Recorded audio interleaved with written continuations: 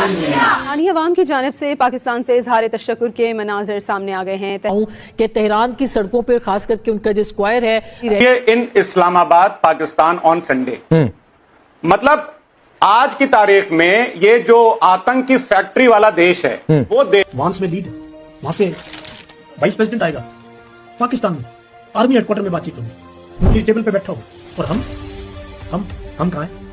ईरानी अवाम पाकिस्तान की हिमायत के लिए सड़कों पर निकल आई, जिसे देखकर भारतीय मीडिया को आग लग गई। के पड़ोसी आतंकिस्तान की बात, पाकिस्तान की जो ईरान युद्ध में खुद को सोचे आतंकिस्तान शांति दूत बना फिर रहा है और अपनी शांति दूत वाली भूमिका दुनिया के सामने प्रस्तुत कर रहा है। एक ऐसा देश जिसने भारत से लेकर अमेरिका तक यूरोप के कई देशों में आतंक का नेटवर्क खड़ा किया, सारी ताकत कट्टर आतंकवाद को फैलाने में लगा दी, वो अब ईरान युद्ध रुकवाने का नाटक कर रहा है, लेकिन वो अपनी कूटनीति में फंस गया है। दरअसल अगर वो ईरान का साथ देगा तो अमेरिका और सऊदी अरेबिया नाराज हो जाएंगे, सऊदी अरब का साथ देगा तो न केवल ईरान नाराज हो जाएगा बल्कि पाकिस्तान में जो बहुत बड़ी लगभग 20% शिया मुसलमानों की आबादी है पाकिस्तान के अंदर, वो भी पाकिस्तान के आर्मी चीफ और आर्मी के खिलाफ है।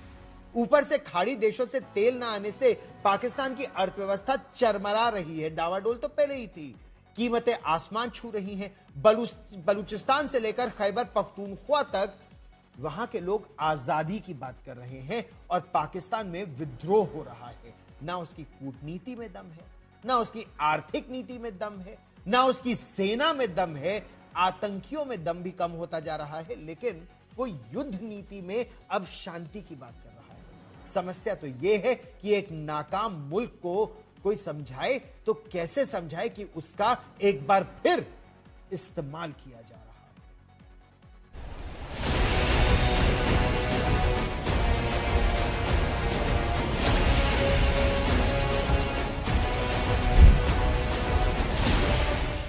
शांति दूत बनने के टूटे पाकिस्तान के अरमान, ट्रंप के बयान से फूट फूट कर रोएगा पाकिस्तान। कूटनीति, अर्थनीति और युद्ध नीति के मोर्चे पर धड़ाम हुआ पाकिस्तान। दुनिया भर में आतंक का खौफ पसारने वाला पाकिस्तान खाड़ी युद्ध खत्म करने के लिए शांति दूत बनने चला था। कुछ अलग करने की पहल और लगातार बढ़ रही कीमतों के दबाव में उसने ऐलान किया कि पाकिस्तान तेहरान और वाशिंगटन को बातचीत के लिए बनाएगा और खाड़ी में तनाव को कम करेगा। इसके लिए मिस्र, तुर्की और सऊदी अरब के विदेश मंत्रियों के साथ पाकिस्तान के प्रधानमंत्री शहबाज शरीफ ने रविवार को बैठक भी कर डाली। खैर, इस मीटिंग में जो हुआ सो हुआ, लेकिन पाकिस्तान की मुसीबतें बढ़ती ही जा रही हैं। इस मीटिंग के बाद पाकिस्तान के विदेश मंत्री इशाक डार फोटो सेशन से ठीक पहले गिर गए। वो संभले, फोटो खिंचवाई और घर चले गए। बाद में डार को इलाज के लिए ले जाया गया, जहां उनके कंधे में फ्रैक्चर की रिपोर्ट सामने आई। अब ये वीडियो सोशल मीडिया पर वायरल हो रहा है। इसके बावजूद डार चीन की यात्रा पर चले गए। दरअसल पाकिस्तान के हर नेता को इस वक्त अंतर्राष्ट्रीय स्तर पर वाहवाही लूटने का शौक चढ़ा है। डार से लेकर शहबाज तक सभी को अमेरिका और ईरान के बीच जंग रुकवाने का सेहरा बंधवाना है, लेकिन ट्रंप के एक ऐलान ने पाकिस्तान के अरमानों को चूर चूर कर दिया।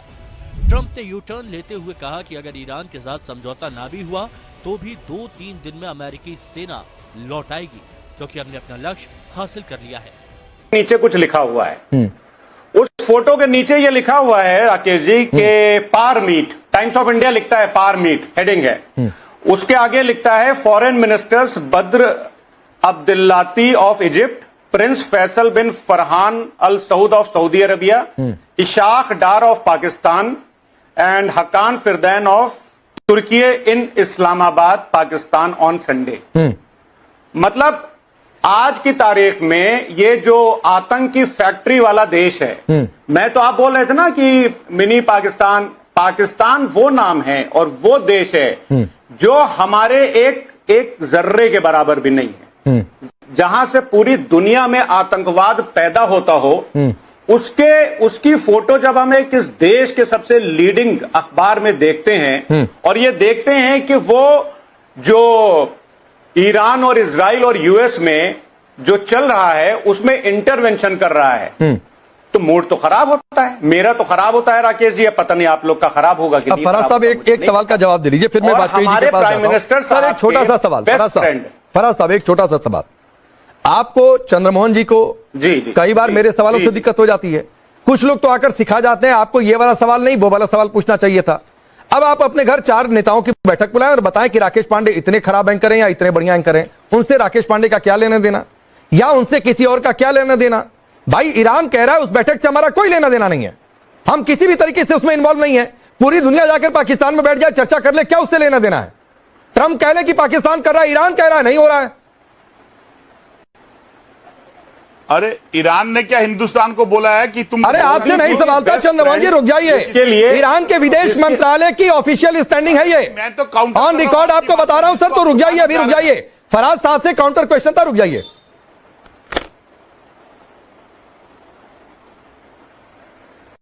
हाँ देखिए, मोदी जी के जो बेस्ट फ्रेंड हैं, जिसके लिए मोदी जी गए थे ना यूएस में और अब की बार ट्रंप सरकार करके आए थे और फिर यहां हम लोग ने उनको बुलाया था, वो तो बाकायदा ट्वीट फॉरवर्ड कर रहे थे। तो मैं तो ये बोलता हूं कि आदरणीय प्रधानमंत्री जी को सामने आना चाहिए और बोलना चाहिए कि इस दुनिया का सबसे बड़ा झूठा अमेरिका का प्रेसिडेंट, उनका बेस्ट फ्रेंड डोनाल्ड ट्रंप है। लेकिन मोदी जी नहीं बोलते हैं। और जबकि टाइम्स ऑफ इंडिया की एक और मैं आपको खबर दिखा दूं, टाइम्स ऑफ इंडिया लिखता है, टाइम्स ऑफ इंडिया लिखता है क्या नाम है Rakesh ji, Times of India लिखता है कि ट्रंप साहब बोलते हैं कि I don't want to destroy his political career. किसका? मोदी जी का। मतलब भारत के नागरिक होने के नाते और हमारे आदरणीय प्रधानमंत्री जी के बारे में अगर किसी देश का प्रीमियर ये लिखता है कि मैं उनका पॉलिटिकल करियर बर्बाद कर सकता हूं। फराज साहब मेरे सवाल का जवाब आपने नहीं दिया। अब वाजपेयी साहब ट्रंप ने क्या क्या कहा, ये तो परिवार में देखा जाने वाला डिबेट शो है, मैं कोट नहीं कर सकता हूं कि आज मैं बहुत मूड में हूं, मुझसे कुछ भी सवाल पूछ लो। वो क्या क्या कहकर जाते हैं उस पर हर देश के नेता। आनंद जी, वाजपेयी जी बड़े वरिष्ठ आदमी है, एक बार वो बोल ले फिर मैं आ जाता हूं सर आपके पास। तो क्या उस पर भारत बोलता रहे या कोई भी मुल्क बोलता रहे? दूसरी बात है, ईरान को लेकर मध्यस्थता ईरान ही कह रहा है कि हमारा कोई लेना देना नहीं, फिर भी ये ढोल पीट रहा है कि पाकिस्तान ही कर रहा है सब।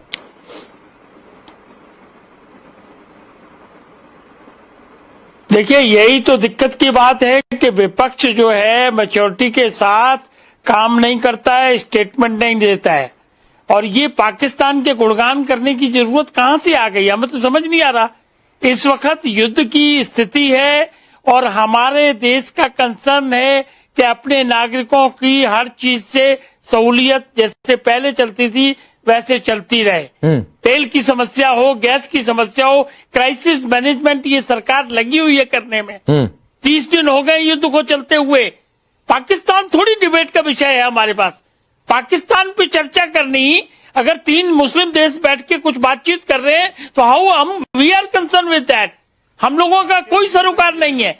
हम लोग चाहते हैं कि युद्ध की शांति हो, उसके लिए कुछ भी करना पड़ेगा, भारत करने को तैयार है, लेकिन प्रायोरिटी तय की हुई है देश के नागरिकों की सुरक्षा, देश के नागरिकों को आपूर्ति जारी रहनी चाहिए और हम लोग उसी काम में लगे हुए हैं।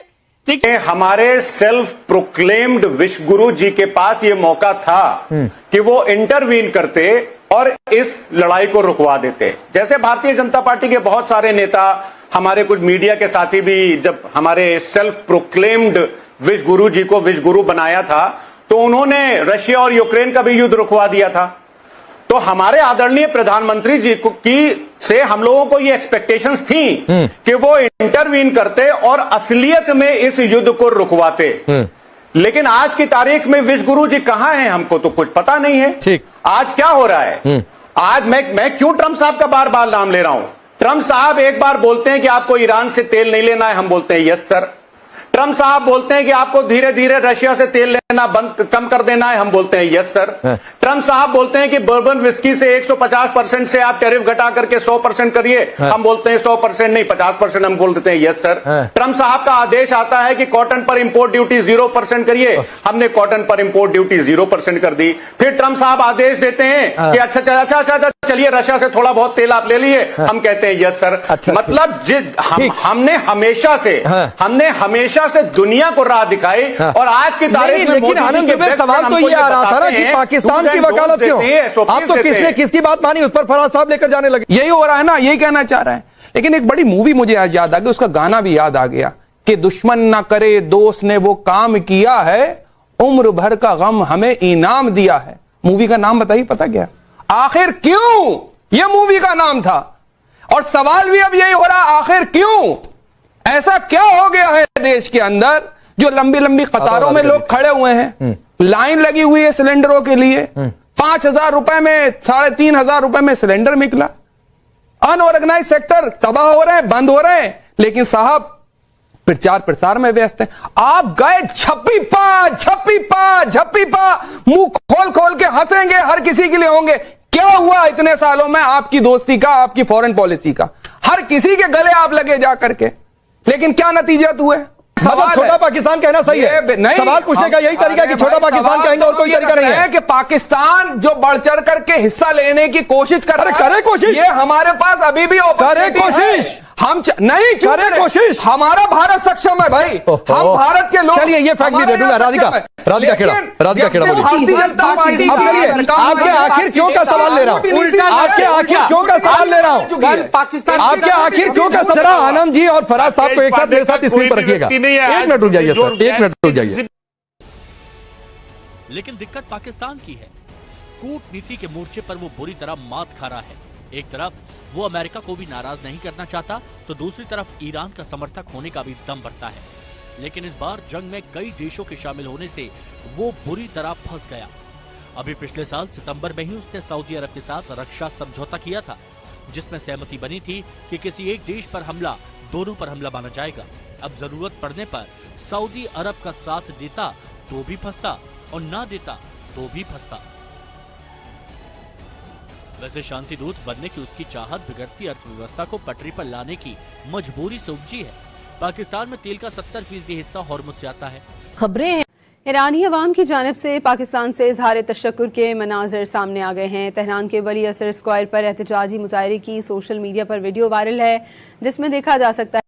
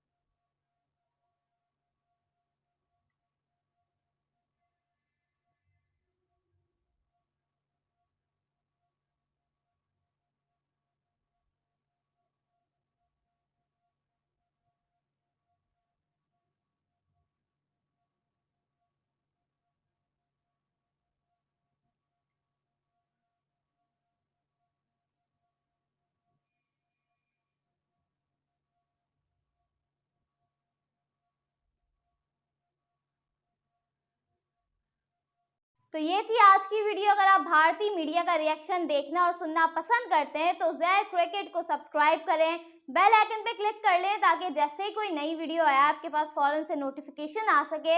इसके अलावा आप हमें फेसबुक और टिकटॉक पर भी फॉलो कर सकते हैं, लिंक आपको डिस्क्रिप्शन में मिल जाएगा। इंशाल्लाह अगली वीडियो में मुलाकात होगी, तब तक के लिए अल्लाह हाफ़िज़।